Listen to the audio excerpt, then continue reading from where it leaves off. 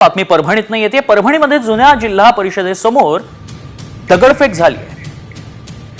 जमावाची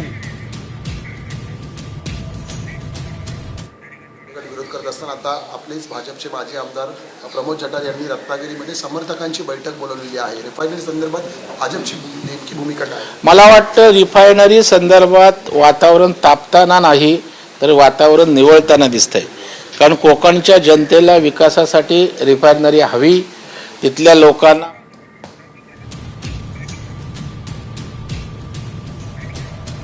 दरेकर बोलत होते। तुर्तास वळूयात पुढच्या बातमीकडे। बातमी आपण बघतोय परभणीतनं।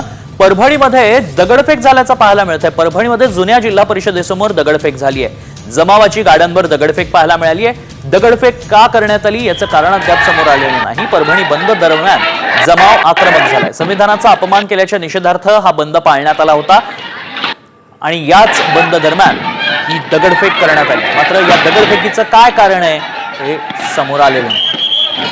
परभणीमध्ये आज संविधानाचा अपमान केल्याच्या पार्श्वभूमीवर त्याच्या निषेधार्थ परभणी बंदची हाक देण्यात आली होती आणि त्याचाच परिणाम दगडफेकीत झाल्याचा पाहायला मिळत आहे। परभणीमध्ये जुन्या जिल्हा परिषदेसमोर ही दगडफेक झाली आहे। जमावाची गाड्यांवर दगडफेक झाल्याचं पाहायला मिळालं।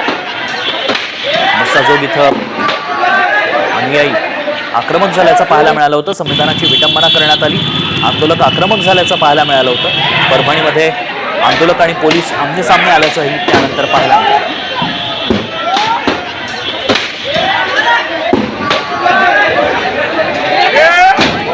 नंदीग्राम एक्सप्रेस देखील काल रोखून धरण्यात आली होती। अखेर पोलिसांच्या मध्यस्थीनंतर नंदीग्राम एक्सप्रेसला मार्ग मोकळा करून देण्यात आला। बसचं टायर जाळण्यात आलं होतं। त्यामुळे कालपासूनच परभणीमध्ये तणावाचं वातावरण आहे आणि याच तणावाच्या वातावरणात आज परभणी बंदची हाक देण्यात आली होती। परभणी बंदचं आंदोलनादरम्यान जमाव हिंसक झाल्याचं पाहायला मिळतंय। जमावानं गाड्यांवर दगडफेक केली आहे, जाळपोळ केल्याचंही पाहायला मिळत आहे। पोलीस आणि आंदोलक आमनेसामने आले आणि दोघांमध्ये झटापट झाल्याचं पाहायला मिळालं आहे। या दरम्यान जमावानं दगडफेक केली आहे, जाळपोळ केली आहे, गाड्यांवरही दगडफेक करण्यात आल्याचं पाहायला मिळालं।